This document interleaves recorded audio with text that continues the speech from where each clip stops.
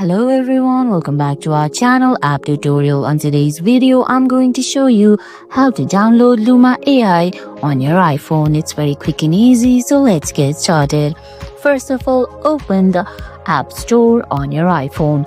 Once you do that, you're going to see options like Today, Games, Apps, Arcade and Search. Tap on Search, then select the search bar from the top of your screen. Now go ahead and type in Luma AI and tap on Search. Once you do that, you're going to see options like Luma 3D Capture, Luma Image to Video app, etc. Go ahead and select Luma 3D Capture, and right beside the Luma's icon, you're going to see Get or Backup option. Go ahead, tap on it, then give the necessary details asked by the App Store. And guys, that's it. That's how you download Luma AI app on your iPhone. I hope you found this video helpful. If you did, please give it a thumbs up, leave a comment, subscribe to our channel and hit that bell icon. See you in the next video. Thanks for watching.